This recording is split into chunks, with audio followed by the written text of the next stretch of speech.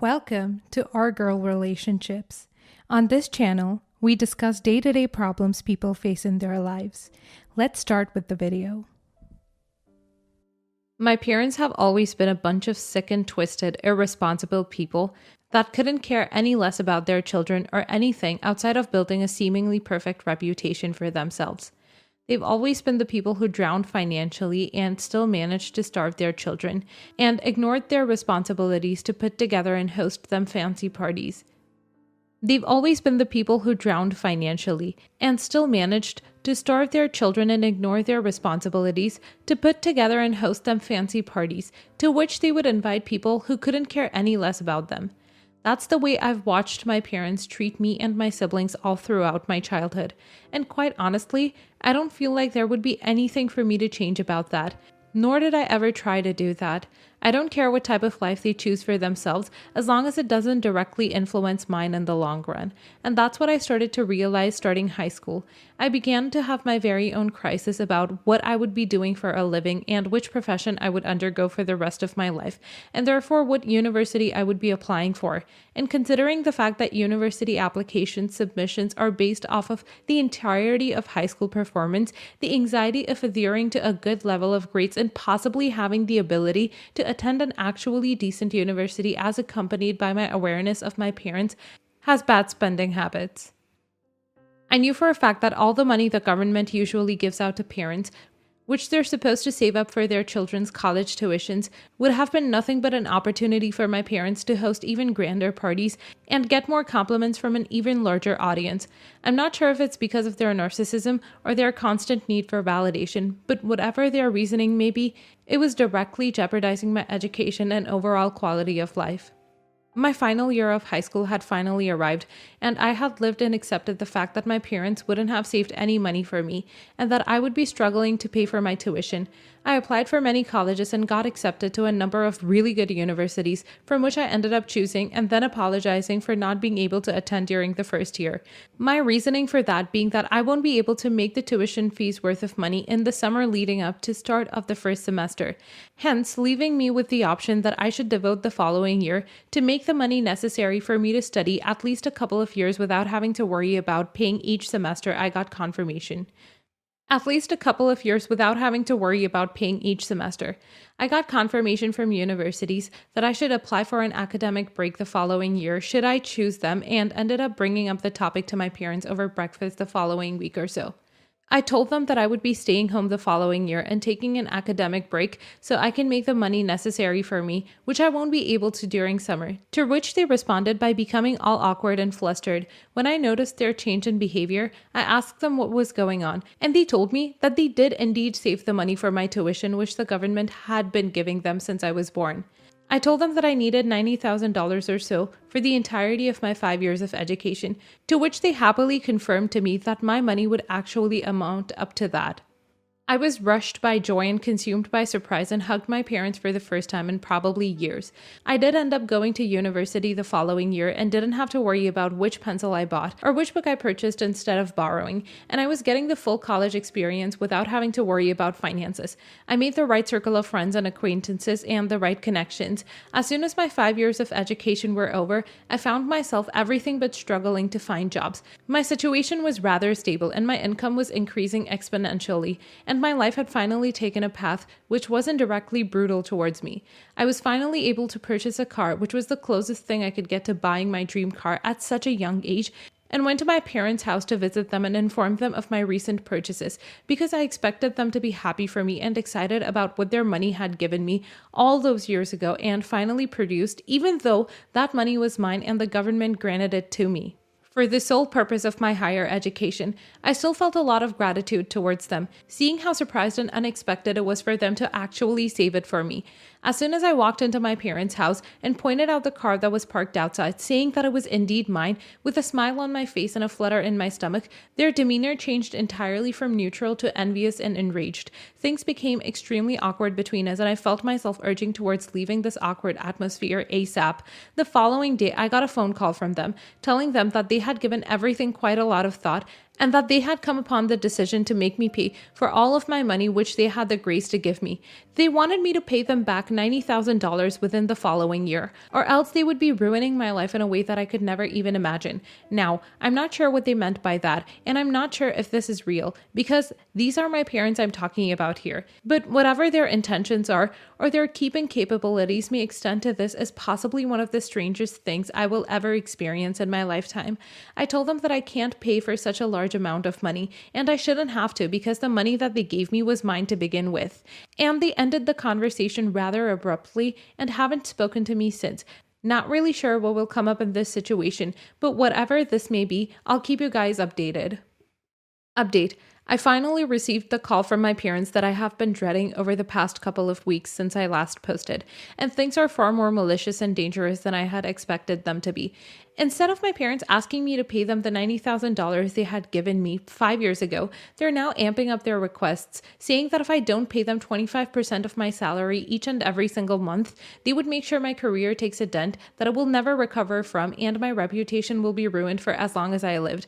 If it was just a matter of he said this and she said that, I would have left them without any further contact or interactions with me. Their people and connections can't influence me because I don't intend to live in their city, and what they have to say about me won't have any influence anyways. I wouldn't have even been writing this update had they not stood up and blackmailed me so viciously.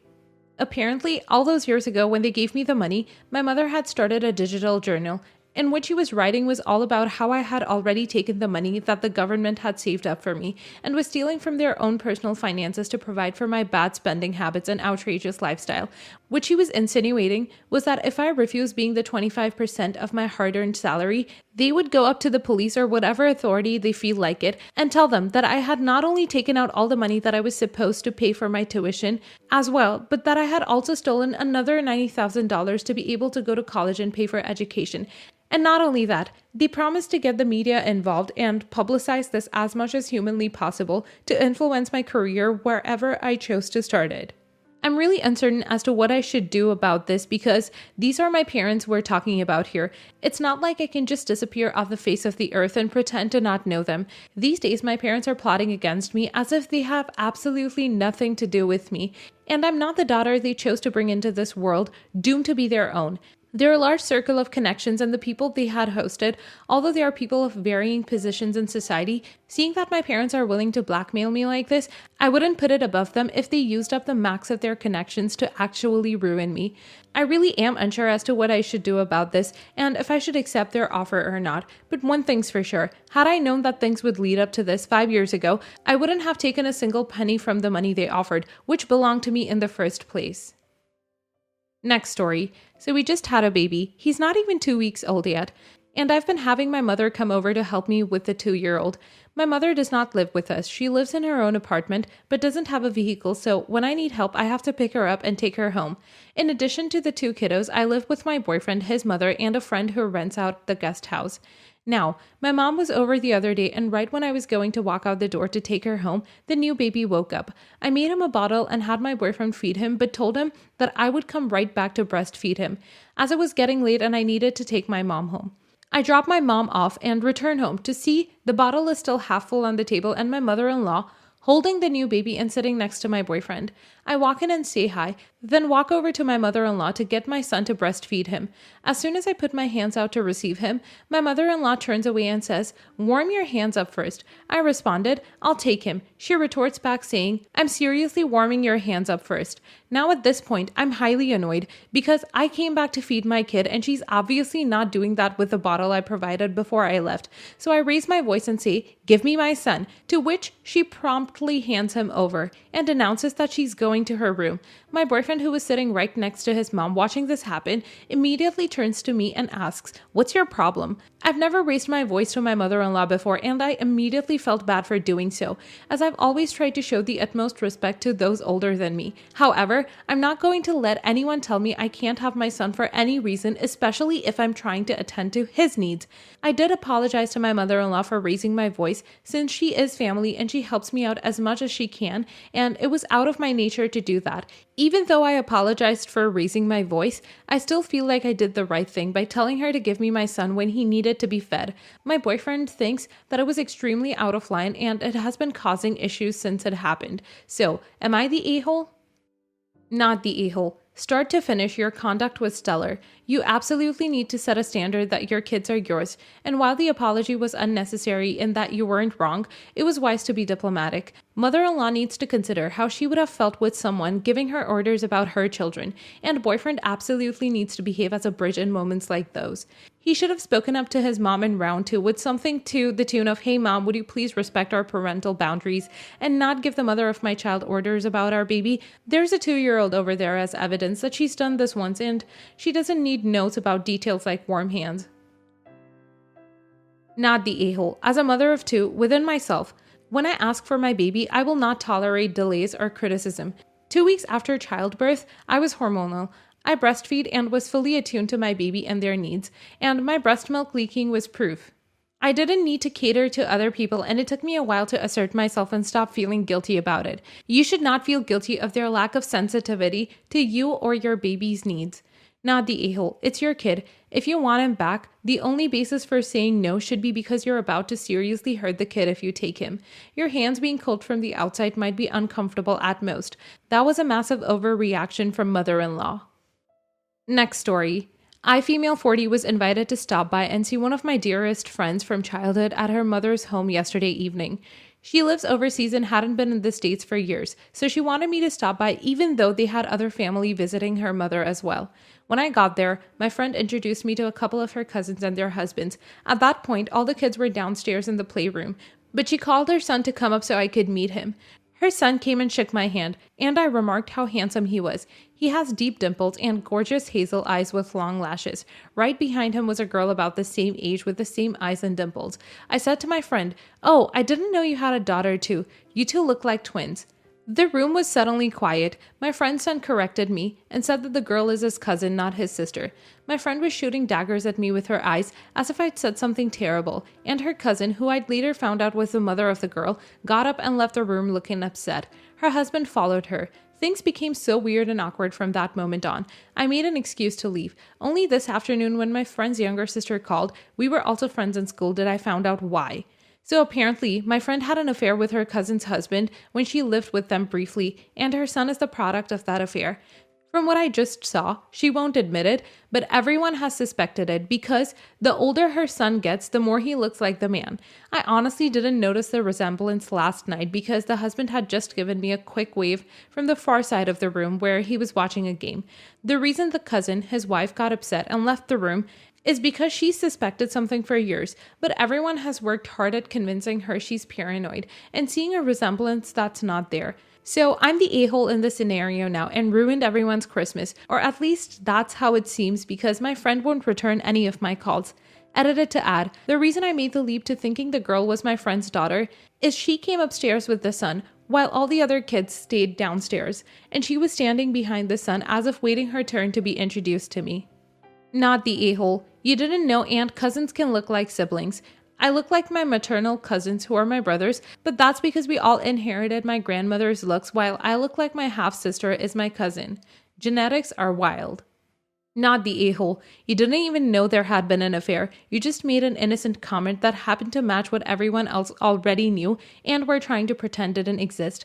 This is on your friend and her cousin's husband and the rest of the family for trying to convince the cousin that she was crazy for her suspicions, that they all knew were correct. The only innocent people here were you, the cousin, and the kids. Not the a-hole. It's a pretty normal comment, and there are plenty of cousins who could pass for siblings and siblings who look nothing alike. My brother looks like our cousin but not like me. Threw people for a loop to learn he's my brother and not my cousins. Next story. I, 32 female, have played the piano since I was 7. My teacher and I were really close, and when she passed away, she left me her piano. It was a beautiful grand piano, and it really means a lot to me. I keep it in my spare room, and I'm the only one that plays it. My sister, 34 female, has 2 younger children, 5 and 6. They're nice kids, but they have a lot of energy and sometimes don't put it to the best use. She and her family are spending Christmas with me and my husband. It's a lot of people, but we make do. I made it clear that I don't want anyone playing my piano. I know a few other people at my house play the piano, and I have an upright that they can play. Today, I found my niece and nephew playing my piano with their feet. This freaked me out. I asked them to please not do that, and I explained to them that they can play the other piano with their hands if they would like to. They went to do that instead. I told my sister and I asked her to please tell her kids not to play my piano. She said she had told them but had no way to stop them, and that I should have put it in a room if I didn't want people touching it. The room is out of the way and at the end of the house, so there's no reason people would be over there. I told my sister that if I find her children playing the piano again, I'm going to ask her to leave. She said I'm jumping to an extreme and it's just a piano. Am I the a-hole? Not the a-hole. At 5 and 6, her children are old enough to understand they can't touch certain things, and definitely not to play a piano with their feet. Your sister is a guest in your home. She needs to watch and supervise her children. When I was the single aunt, I had a big basket with blocks, games, puzzles, and art supplies for the kids to play with, and I never had any problems with my nieces and nephews getting into mischief when they came to my house. Not the a-hole. Your sister can certainly control whether her kids mess with your piano or not. It's called supervision and discipline. The problem is that your sister doesn't see it as a big deal, so she isn't interested in keeping an eye on them. She doesn't respect your rules, and you're well within your rights to give them the boot. Not the a-hole. And your sister has messed up trying to argue the point when she should have just gone, "Oh no, I'm terribly sorry. I'll speak to them again about it." What I would say is forbidden fruit to kids can be tempting. I had many smacked bottoms from going near my great-grandpa's water butt, which, yes, is where it's the parents' job to keep an eye on their offspring. If you want to be proactive, you could get one of those cheap magnet alarms from Amazon and tape it on the door. That'd scare them right off.